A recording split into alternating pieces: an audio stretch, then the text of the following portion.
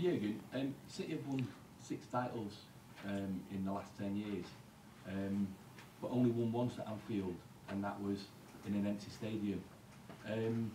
Does that show that even with the most experienced and technically gifted players, Anfield can spook them?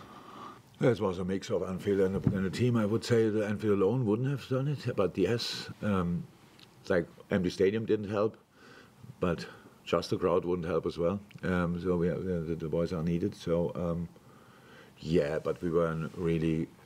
We played some really good games, and we were lucky in moments, and we scored incredible goals, and actually mad goals sometimes. But they were high intense games, high intense games, and we have to make sure that it will be a high intense game again. So yeah, how is that? I like preparing the game, and but I cannot tell you here and now what we will do, because I don't know who is available in this moment, but when I know that, then we will find a way to cause them problems in a few moments. If there are enough moments, I don't know yet, but let's see. And just one more, you said City are currently the best team in the world, but do they have to win the Champions League at some point? I'm not here to name City's targets. That they are the best team in the world, I think it's obvious, but the rest is not about me. I think they won an awful lot, to be honest, and were unlucky in moments not to go through in different moments in the Champions League. Nothing else. Last year they should have been through, but they weren't. That's how it is. That's how life can be. But no, not my thing. I couldn't. How I said, sports, from a sports point of view, I couldn't respect more what they do. That's the 100% truth. Couldn't respect more what Pep is doing. It's absolutely outstanding. Not only for the time he's doing it already as well, the way he plays, the eager he shows, he will never stop. He wants to win desperately. Each game is the most important. So many things which are really special for a manager, and yeah, that's it. Joe? Jürgen, this may be Pep Guardiola's last season at City. Who told you that? Well, he's not made a decision on his future, has he? He's out of contract at the end of the year. He's not. Oh.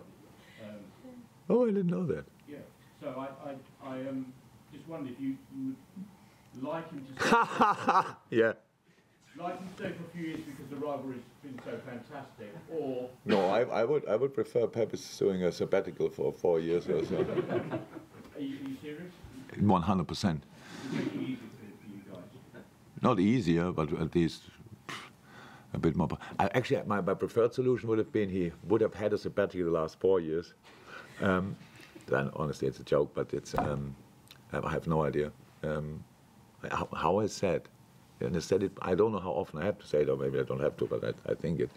He's the best manager in the world, and he's proving that all the time, every day. It's special what they are doing. It's really special, and I respect that. But that's it. But it helps you. I mean, Ferguson and Wenger has talked about 20 years after they've stopped because of the rivalry. They inspired each other. You're part of that. It's you and Pep. And I just wondered if you would miss it if that rivalry wasn't there, or No. He's told me that when we are not in charge of any club anymore, we will sit together. We can sit together and have a glass of wine, even though I'm not a big wine drinker. And so, we could do that while I'm working and he's off. I would visit him and could have that talk, no problem. Last one to Russell.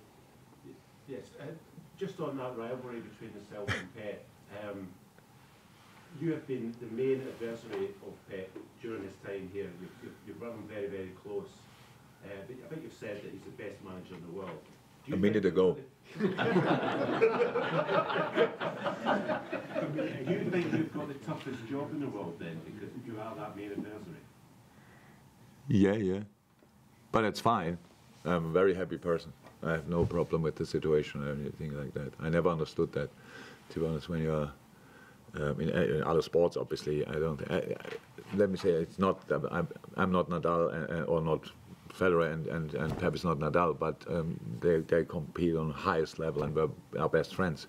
So Pep and I are not best friends because we don't know each other, but I respect him a lot, and I know he respects what we are doing as well. So that's fine. We don't need, for rivalry, you don't need to be disrespectful, and that's around the games. I would say we have a good relationship without meeting, talking, or whatever, but respectful. And during the games, we are both competitors. So so far, we did really well in cutting that out from all the stuff. So honestly, the situation is like it is. No problem with that. I always could see brilliance or could admit brilliance when I saw it. So and that's in this case the case.